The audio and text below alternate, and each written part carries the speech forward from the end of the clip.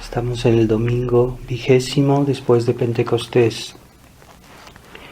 Lectura de la epístola del apóstol San Pablo a los Efesios. Hermanos, procurad andar sobre aviso, no como necios, sino como prudentes. Aprovechad el tiempo presente porque los días son malos. Por tanto, no seáis imprudentes, sino entended cuál sea la voluntad de Dios. Y no os entreguéis con exceso al vino en el que hay lujuria, sino llenaos del Espíritu Santo. Recitad entre vosotros salmos, himnos y cánticos espirituales. Cantad y alabad al Señor en vuestros corazones. Dad siempre gracias por todo a Dios Padre, en el nombre de nuestro Señor Jesucristo. Y someteos unos a otros por reverencia a Cristo. Lectura del Santo Evangelio. Continuación del Santo Evangelio según San Juan. En aquel tiempo había en Cafarnaúm un oficial del rey, cuyo hijo estaba enfermo. Este, habiendo oído que Jesús venía de Judea a Galilea, fue a buscarle y le rogó descendiese a su casa y sanase a su hijo porque se estaba muriendo. Mas Jesús le dijo: si no veis milagros y prodigios, no habéis de creer. El oficial repuso: desciende, Señor, antes que muera mi hijo. Ve, le dijo Jesús, tu hijo vive. Creyó el hombre la palabra que le había dicho Jesús y se marchó.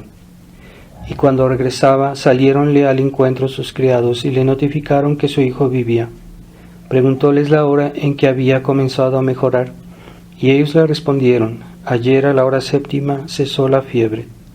Reconoció entonces el padre que era la misma hora en que le había dicho Jesús: tu hijo vive, y creyó él y toda su familia.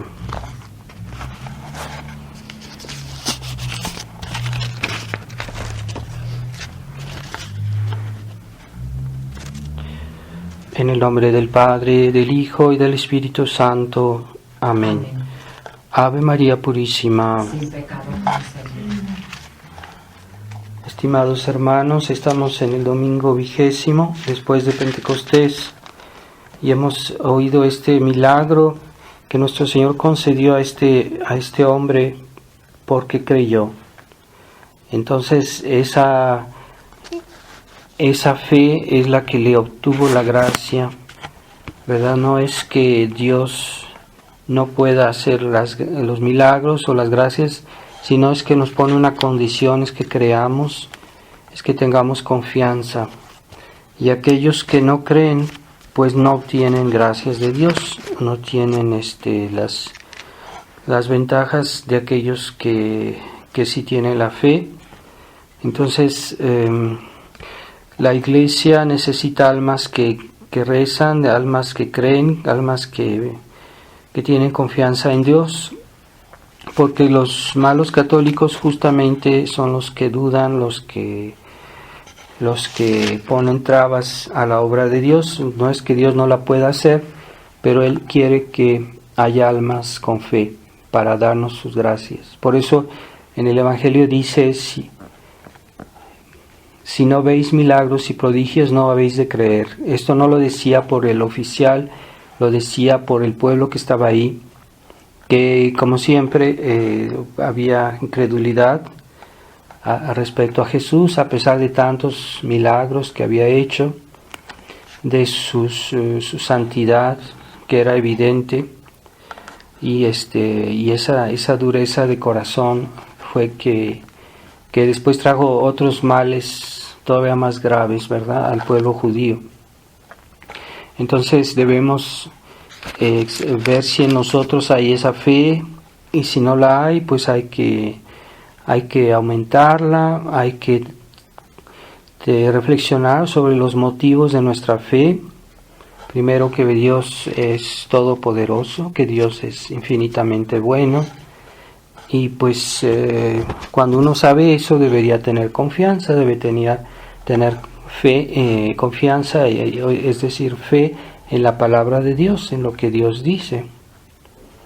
Es cierto que cuando uno mira los problemas que hay en la tierra, uno puede desanimarse, pero no hay que ver el aspecto humano, porque el aspecto humano ya sabemos qué es, cómo es, pero hay que tener confianza en Dios.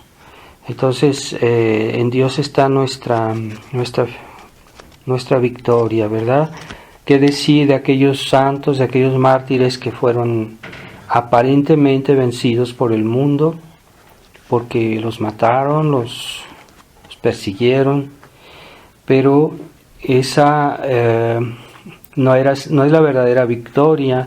La verdadera victoria es de perseverar en la fe y la recompensa en el cielo. Eso es lo que la promesa principal que Dios nos hace, y que a veces en la vida de los santos vemos que parece ser que fueron derrotados, pero después las gracias que Dios da a los pueblos, a la iglesia, por esa heroicidad de esos santos, pues desmienten, ¿verdad?, que haya sido una derrota. Al contrario, es una victoria, porque hay muchas almas que se salvan por la fidelidad, a veces de pocos, y esa fidelidad debemos pedírsela a Dios todo el tiempo, todos los días, que tengamos fe. La fe no es solo el hecho de saber o de entender algo, sino también de vivirlo y de practicarlo, porque ahí es donde se consuma, se perfecciona la fe, en los actos, en las acciones. Entonces, la incredulidad es un mal de nuestra época, porque eso de poner en duda las cosas, todo lo que es de Dios, y lo vemos muy bien como hoy, por ejemplo, en los medios de comunicación, en las publicaciones, siempre cuando se refieren a las cosas de Dios lo ponen en duda y lo tratan como una especie de leyenda. Todas las tradiciones de la iglesia las tratan como si fueran leyendas, y de lo cual es incluso un abuso, porque hay muchos hechos históricos que se pueden probar históricamente que los hombres hoy no quieren aceptarlos porque son hechos religiosos, ¿verdad? Por ejemplo, la misma existencia de Jesucristo, ¿verdad? Hay más pruebas de que Jesucristo existió que, por ejemplo, la existencia de Julio César, por ejemplo, de grandes personajes de otros tiempos, las cuales nadie las pone en duda. Pero si es algo de Dios, algo de la Iglesia Católica, entonces sí lo ponen en duda. Entonces, históricamente se puede probar, no es solo una cuestión de fe, es una cuestión histórica, se puede probar que Jesucristo existió, que los apóstoles existieron. Hay demasiados testimonios escritos y monumentos históricos que prueban que existieron realmente. Entonces, muchos más que los que hay para dar testimonio que existió Julio César. Entonces, hay muchos hechos de la historia que la gente hoy no los pone en duda, y que no hay muchos testimonios, no hay muchas razones, se basan simplemente en testimonios de otras personas, de algún escritor, y sin embargo lo creen, y no solo lo ven como algo dudoso, lo ven como algo cierto, como algo seguro. Pero cuando se trata de hechos históricos que están bien fundamentados históricamente, ya porque fue la vida de un santo, ya fue porque fue el milagro de un santo o algún hecho milagroso que es un hecho histórico, porque hay personas que lo vieron y que dan testimonio de eso, y hay testimonios históricos de eso, pero solo por el hecho de que sea un hecho religioso ya lo están poniendo en duda, y generalmente cuando hablan de eso dicen que son leyendas. Lo más triste es ver que los mismos católicos modernos han adoptado ese lenguaje, y el clero modernista han adoptado ese lenguaje y entonces también hablan de todos esos hechos, de muchas cosas, no digo de todo, pero de muchos hechos históricos, religiosos, los ponen siempre en duda. Al punto, por ejemplo, que en Roma antes se podían conseguir reliquias de los santos, y uno iba, hay un lugar donde se pueden conseguir esas reliquias, pues suprimieron muchos santos porque dijeron que no hay pruebas históricas de que esos santos existieron o que esos santos fueron reales, por ejemplo Santa Filomena, y ponen en duda. Entonces los santos de los primeros siglos me parece que ya no se pueden conseguir reliquias. ¿Por qué? Porque el racionalismo ha invadido la iglesia moderna. Entonces ellos quieren pruebas históricas, pero también se puede decir que la tradición de la iglesia asistida por el Espíritu Santo tiene un valor, ¿verdad? Entonces que los que no tienen la fe, que duden, pues es comprensible, pero que los católicos que somos nosotros, que tenemos la fe, se supone, ¿cómo vamos a cuestionar la existencia de esos santos? Cuando la iglesia los veneró desde siempre, se conocen por el testimonio de muchas personas y de generaciones que han transmitido este hecho, ¿verdad? Así que hay muchas cosas que sabemos también por tradición y no forzosamente son tradiciones falsas. Así que esta mentalidad de incredulidad hace que nuestra religión se debilite, no solo en esta cuestión de los santos, sino también en muchas cuestiones de la vida cotidiana. Ya los católicos son incrédulos de sus mismas verdades de la fe. O sea, si uno les habla de cuestiones de la fe, de verdades fundamentales de nuestra religión que están en el catecismo, del castigo de Dios, de la gravedad de los pecados, tienen tendencia a no creer o a dudar o a cuestionar. Es una actitud muy común, que, claro está, en aquellos que no son católicos, que son materialistas, que son liberales, pues todavía más, ¿verdad? Claro, esa tendencia siempre es un sentimiento que finalmente es solo contra la religión católica. Entonces es como una especie de anticristianismo. Entonces esta sociedad actual está peor que los paganos del antiguo antes de la venida de Cristo. ¿Por qué? Porque los paganos pues no eran cristianos, pero no estaban contra, o sea que muy, muy fácilmente se convertían cuando se les mostraba la santidad de nuestra religión y se convertían realmente, y no había prejuicios en esas personas, mientras que hoy en la sociedad moderna no es que no crea en la religión católica, es que es anticristiana, o sea que particularmente contra todo lo que es católico hay una especie de aversión, de rechazo, de incredulidad. Pero no es así, por ejemplo, con otras religiones, por ejemplo, las religiones orientales se están desenvolviendo mucho ahorita en Occidente y no hay ese rechazo. O sea que hay una sociedad que hoy no solo es que no sea creyente, pero es una sociedad que es anticristiana. Y eso no se percibe solo a nivel de las personas, sino también a nivel de las legislaciones, de la actitud, por ejemplo, de la prensa, que siempre cuando se trata de atacar al cristianismo, así lo hacen bien, pero para otras cosas no están contra, ¿verdad? No hay problema. Entonces es algo que está muy presente en nuestra sociedad, esa aversión, ese rechazo a la verdadera fe católica.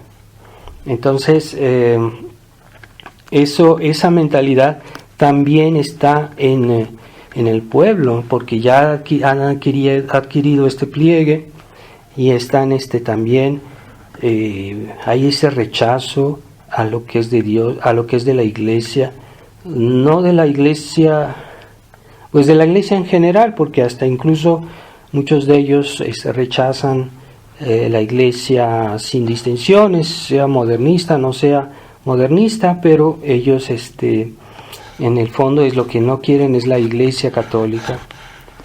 Entonces esa incredulidad no es solo una incredulidad simple, es también un rechazo muy claro de lo que es la verdadera iglesia. Entonces la situación es más difícil hoy, es más difícil convertir a las personas que en el tiempo de los paganos. Hay relatos de cómo los apóstoles convertían a cientos y miles de personas y no había ese rechazo, no había esos prejuicios contra la iglesia católica, mientras que hoy sí los hay. Hoy es muy difícil convertir a las personas porque ya su espíritu está viciado de liberalismo, está viciado de incredulidad, y aunque uno hable con ellos, es muy difícil avanzar, es muy difícil hacerles entender. Se necesita pues una gracia especial de Dios muchas veces que toque los corazones, ¿verdad? Pero vivimos una sociedad incrédula. Esa incredulidad se comunica, así que también los mismos católicos, muchos son así, moderados, y están siempre razonando sobre las cosas de la fe, y tienen esa mentalidad racionalista que dicen prácticamente que si lo que no lo entienden, no lo aceptan. Y eso es racionalismo. Muchas cosas sabemos que Dios las dijo, y que porque Dios las dijo debemos aceptarlas simplemente. No es contra la razón, porque Dios no se puede equivocar, y muchas cosas que nosotros hemos aceptado en el catecismo cuando éramos niños, con el tiempo creciendo, pues constatamos que en realidad pues eso es lo que debe ser, lo que está correcto, pero de niños no entendíamos. Entonces, pero tuvimos toda la razón en aceptarlo, porque es la enseñanza de Dios a través de la iglesia, y eso hay que aceptarlo con simplicidad. Entonces este hombre moderno que cree que sabe todo, que entiende todo, este hombre tecnócrata, este hombre tecnológico, ¿verdad? Este hombre excesivamente racionalista, que se ha vuelto de un razonamiento muy matemático y muy físico, y no ven el aspecto de la fe. Entonces quieren ser humanos nada más, no quieren ser hijos de Dios, no les interesa ese mundo de la gracia, de los dones divinos, porque no entienden, y lo que no lo entienden no lo aceptan. Entonces es cierto que la ciencia y la tecnología modernas han hecho muchos avances, pero nunca estarán al nivel de Dios, nunca podrán satisfacer todos los deseos del corazón humano, nunca podrán hacer realmente feliz al hombre si les falta el aspecto divino, si les falta la gracia, si les falta la presencia de Dios. Entonces esa mentalidad materializada de todo es un peligro, porque nosotros podemos también contagiarnos y creer que aquello que no es comprensible no es cierto, no es posible. Hay cosas que no son comprensibles, así como San Juan de la Cruz nos dice, que es el doctor místico de la Iglesia, nos dice que la esencia divina no es comprensible para nuestra inteligencia, porque es infinita, es infinitamente grande, y nuestra inteligencia no la puede comprender. Puede comprender algo, pero no todo. Así que de Dios debemos aceptarlo pura y simplemente, pero eso no es contrario a la razón, simplemente que la razón no se da abasto, no puede contener un vaso de agua, no puede contener el mar, porque el vaso de agua pues no puede contener más que la cantidad que puede contener un vaso de agua, y así es nuestra inteligencia. Entonces por un lado debemos siempre resignarnos a decir que de Dios no podemos entender todo. Entonces esa mentalidad racionalista o ese espíritu cartesiano que ha entrado en los católicos también, que es una manera de ver todo de una manera un poco matemática, un poco racional. La razón es algo bueno, la razón nunca estará en contradicción con la fe, pero sí la razón es deficiente respecto a las cosas de Dios, que no puede entender todo, no es capaz, ¿verdad? Así como el ojo humano no puede mirar al sol. No es que el sol no sea luminoso, que sea oscuro de alguna manera, no, es que nuestro ojo no es capaz de ver tanta luz. Así que el cartesiano es alguien que quiere racionalizar la fe, que hace muchos esquemas, que quiere hacer las cosas comprensibles en todo, y la fe hay un aspecto que no se puede entender, hay un aspecto. La teología nos dice que el objeto formal quo de la fe, pues es la esencia divina. Así que alguien que tiene la fe está en contacto con Dios mismo, pero no lo puede entender porque es Dios. Así que algo entendemos, pero no todo. Así que si cuando alguien quiere racionalizar la fe, pues se extravía, porque la fe hay algo siempre que no se nos escapa de nuestra inteligencia. Las verdades de Dios son demasiado vastas, demasiado grandes, así que debemos aceptar que somos hombres. Ni la ciencia ni los avances de la tecnología moderna nos pueden hacer conocer mejor a Dios de lo que nos hace conocer nuestra fe.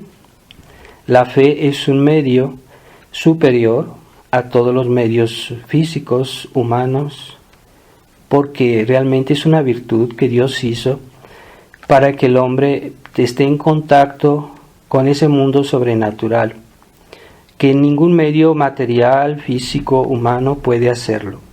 Los medios tecnológicos nos ayudan en cosas materiales,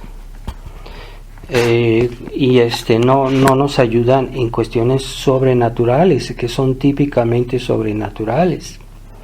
No nos pueden ayudar a recuperar la gracia. Necesitamos los medios de la iglesia, no hay otros, no existen otros. Así que la felicidad que nos puede traer los bienes materiales toca generalmente nuestro cuerpo, nuestras satisfacciones temporales, pero no toca el fondo del alma y no pueden hacer profundamente feliz al hombre. Que digan lo que quieran aquellas personas que hoy dicen que tienen muchas comodidades, todas las comodidades, ventajas que ofrece el mundo moderno, pero no les da esa felicidad del fondo del alma para la cual fueron hechos. Dios nos creó para estar con Él, para poseerlo a Él. Esa es nuestra verdadera finalidad y a lo que el hombre aspira más profundamente, aunque no lo quieran reconocer muchos, pero ahí está nuestra verdadera vocación y lo que realmente nos hace felices. Que la felicidad de las cosas materiales es muy limitada y puede saciar los ojos según la materia, pero no sacía el alma. Entonces, por eso hoy las personas viven en el ruido, en la música, porque quieren con eso como llenarse, ¿verdad? En el ruido y porque tienen miedo de escuchar la voz de su alma que les diga algo, ¿verdad? porque no es suficiente a todas esas cosas que tienen materialmente hablando. Y hay un caso, cuando yo estuve en Europa, de una familia que tenía un hijo y que era un joven o un niño, y a momento dado ese niño se suicidó y sus padres estaban completamente extrañados porque decían: nosotros le hemos dado a ese niño todo lo que él quiso, le hemos dado todos los juguetes, le hemos dado todos los bienes materiales que él quiso, no le faltaba nada, no entendemos por qué hizo eso, ¿verdad? Pues eso muestra que no es suficiente que los padres le den a sus hijos esa felicidad material, esas distracciones que ofrece el mundo moderno, porque no son suficientes para saciar un alma y es una ilusión. Así que vemos que muchas personas que pretenden ser felices, en su mirada se ve la tristeza, se ve que no son felices en su alma. Tal vez en su cuerpo recurren a muchos placeres, a muchas cosas, pero eso es humo, porque el día de la muerte el alma va a quedar desnuda y no va a tener ni su cuerpo, ni todos los bienes materiales que tuvo en esta vida, ni todos los aspectos que en esta vida a los cuales se apegó, los va a perder, no va a haber nada y se va a presentar desnuda delante de Dios, el alma sola. Qué contradicción, qué va a decir esa alma, va a quedar muda, como dice esa parábola que vimos el domingo pasado, de ese hombre que le preguntaron, que estaba en la fiesta, que no tenía su vestido nupcial, y cuando le preguntaron, el jefe del hogar, de la casa, le preguntó: ¿por qué no traes tu vestido nupcial? Enmudeció. Este hombre enmudeció porque no tenía qué decir, no sabía qué decir, no tenía respuesta. Y en ese momento dijo el padre de familia: pues saquen a este hombre a las tinieblas exteriores, atado de pies y manos. Eso es simplemente la expresión de la reprobación de Dios, de esas almas que cuando se presenten el día del juicio no van a tener obras espirituales, solo obras materiales. Y es el gran drama de todas esas almas incrédulas que no quieren creer y que hacen de sus bienes temporales pues su felicidad, su seguridad, y creen que eso les va a bastar, pero no les va a bastar. El día de su muerte se van a presentar desnudos y todos sus bienes se van a quedar aquí en la tierra. Todo aquello en lo cual ellos pusieron su satisfacción, su felicidad, se lo van a perder. Incluso su cuerpo se va a quedar aquí, se va a volver polvo. Y ¿a dónde? ¿Con quién se van a presentar? Con aquel que lo sabe todo, con aquel que lo puede todo. ¿Y qué van a decirle a él? No tienen respuestas, van a enmudecer.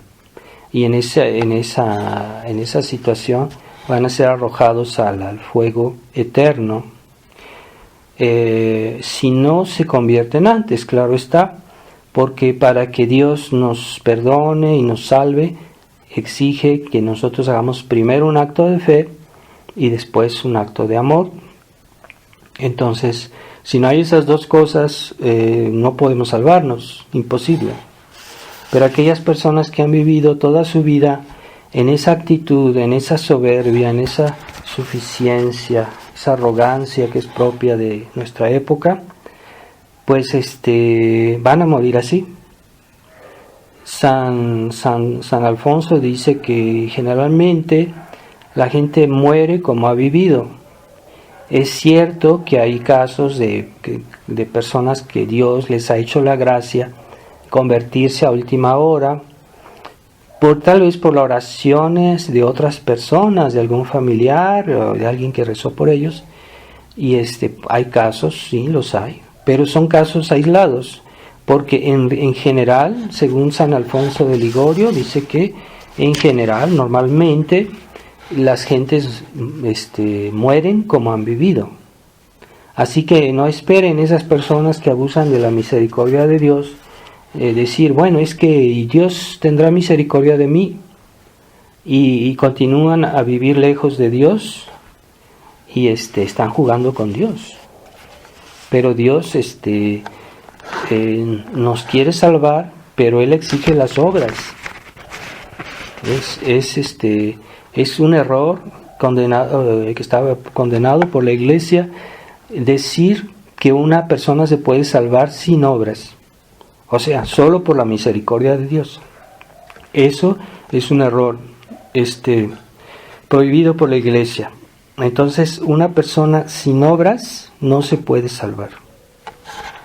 Entonces, si queremos, todos los que se salvan porque tienen obras. Y las obras, pues, son obras sobrenaturales. Cuidado, no son obras solo humanas, porque hay personas que son capaces de tener ciertas obras de bondad humanas, pero si no están unidas a la gracia, no son obras sobrenaturales, son obras humanas. Entonces esas obras no merecen un premio sobrenatural, no pueden merecer el cielo como tales. Cuidado. Entonces no basta que nosotros tengamos algunas obras buenas. Aquellas personas que viven en estado de pecado mortal, en concubinato, que viven en una situación de pecado grave y hacen algunas buenas obras y creen que por eso se van a salvar, pero no, porque para salvarse hay que tener la gracia de Dios. Entonces, aunque hagan buenas obras, humanamente hablando, no son obras animadas a veces, ni por la caridad, y a veces ni siquiera por la fe. Entonces están expuestos a un castigo eterno. Hoy se ha minimizado la obra de la justicia. Dios es bueno, pero es justo, y al mismo tiempo que es bueno, es justo, y es justo porque es bueno. Entonces, y es bueno porque es justo, o sea, todo eso va junto, no hay separación. Y entonces se ha querido hacer de Dios un Dios romántico, un Dios que vive en la ilusión con esta mentalidad que hay hoy. Y no nos dejemos engañar. Así que, por ejemplo, últimamente el Papa Francisco sacó una encíclica que se llama Fratelli Tutti, que ya nada más con el título se entiende de qué se trata. Y esa mentalidad de querer justificar al hombre moderno sin obras sobrenaturales. Y se habla de la fraternidad universal, de esos ideales que son típicamente masónicos, que pretenden que el hombre puede ser bueno sin Dios, sin la ayuda de Dios, sin la gracia, sin la Iglesia. Entonces él está promoviendo esa agenda masónica. Y es lo que denunció Monseñor Vigano en unas últimas declaraciones que hizo, y es excelente su análisis. Entonces el Papa está promoviendo el pacifismo mundialista, ecumenismo, que el ecumenismo es una adaptación de esa fraternidad universal masónica, pero dentro de la Iglesia. Es una adaptación. Las ideas de la Revolución Francesa son ideas típicamente masónicas, pero en el Concilio Vaticano II se ha promovido esas ideas con los nombres de libertad religiosa, ecumenismo, colegialidad. Todo eso son ideas, es una adaptación de las ideas de la Revolución Francesa dentro de la Iglesia, pero en el fondo es lo mismo. Entonces, también Monseñor Vigano le reprocha al Papa Francisco de no hablar del aborto. Habla de crímenes que pasan en el mundo y no se habla del flagelo del aborto, que es lo que ahorita está, es un crimen que está tan difundido, que hay más muertos por aborto que con los que hubo en las 2 guerras mundiales, muchísimos más muertos. Es una masacre silenciosa. Bueno, el Papa debería denunciarlo. Entonces se habla de una fraternidad universal en la cual está ausente la dimensión sobrenatural. Y esto es dicho por un Papa, que es el que está ahí justamente para promover la fe de la Iglesia y la gracia de Dios, los medios sobrenaturales de la Iglesia. Entonces este Papa se está colaborando con este mundo. Y entonces esta mentalidad que nació con el Concilio Vaticano II no ha hecho más que simplemente crecer, pero es la misma cosa, ¿no? Entonces ya en germen todo esto estaba presente en el Concilio Vaticano II. Y es una tristeza saber que el superior de la fraternidad, el actual superior de la fraternidad, San Pío X, hizo hace unos días una declaración en la cual dice que el Concilio Vaticano II puede ser corregido y no, como diciendo, se puede aceptar, y que hay solo algunos errores que con eso sería suficiente. Pero Monseñor Lefebvre en una ocasión dijo que el Concilio Vaticano II, aunque se le quitaran algunas cosas francamente malas, no seguiría guardando un estado de ánimo que no es católico. Es que ese espíritu del Concilio Vaticano II está en todos sus escritos. No es solo una cuestión de que en algún pasaje dijo un error o una cosa que está mal, sino que es un estado de ánimo. Ese concilio fue inspirado con una cierta mentalidad, y esa mentalidad, aunque no se perciba fácilmente para algunos, está presente en todos los escritos del Vaticano II. Entonces, por eso el Concilio Vaticano II no puede corregirse. El Concilio Vaticano II habrá que la Iglesia deberá hacer otro concilio en el cual se va a rehacer todas las declaraciones de la Iglesia respecto a todos los problemas del mundo actual, pero en otros textos, porque estos textos conciliares están dañados, están con un espíritu que es negativo, que no es católico. Y Monseñor Lefebvre decía que ese espíritu no se puede quitar, es el que está realmente en todos los textos del Vaticano II, y que no es una cuestión de quitar alguna frase, alguna palabra, y ya el resto se acepta. No. Dice Monseñor Lefebvre, decía que no, es que el concilio está compenetrado de un cierto estado de ánimo, una mentalidad modernista, una mentalidad liberal, que es prácticamente imposible separarlo. Es lo que dijo Monseñor Lefebvre. Así que el superior general de la fraternidad, al decir esto que dijo enseguida que eso era el pensamiento de Monseñor Lefebvre, lo cual no es verdad. Monseñor Lefebvre dijo que realmente el estado de ánimo del concilio es inseparable. Ese estado de ánimo es inseparable de sus textos. Así que no podemos aceptar el concilio ni corregido.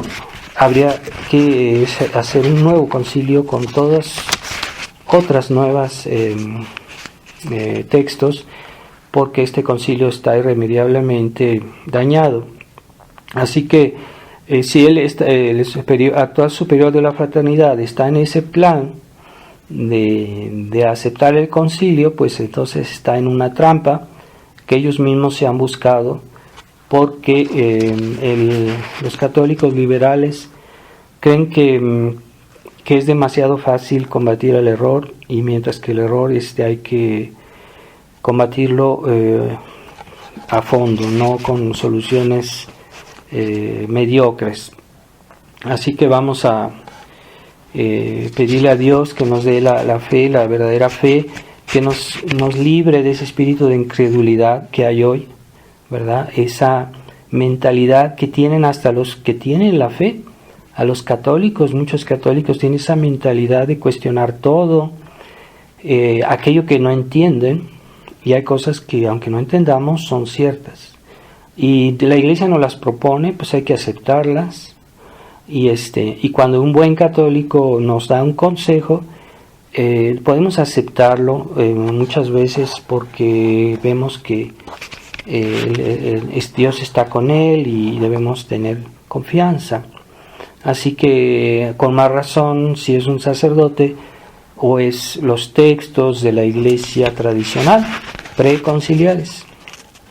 Ese magisterio de la Iglesia es nuestra seguridad, nuestra garantía, no los juicios de fulanito, menganito. No, nosotros nos basamos en el magisterio de la Iglesia de siempre. Vamos a pedirle a Nuestra Señora, seguimos pidiendo en este mes del Rosario a Nuestra Señora su protección, sigamos rezando el Rosario fielmente todos los días, en familia, para los que tienen familia, y todos los días sin falta. Yo veo que hay demasiadas personas que consideran que el Rosario lo dicen una vez o de vez en cuando. No, hay que decirlo todos los días, sin falta, así como decimos nuestras oraciones de la mañana y de la noche, pues digamos nuestro rosario, todos los días. Ave María Purísima, sin pecado concebida.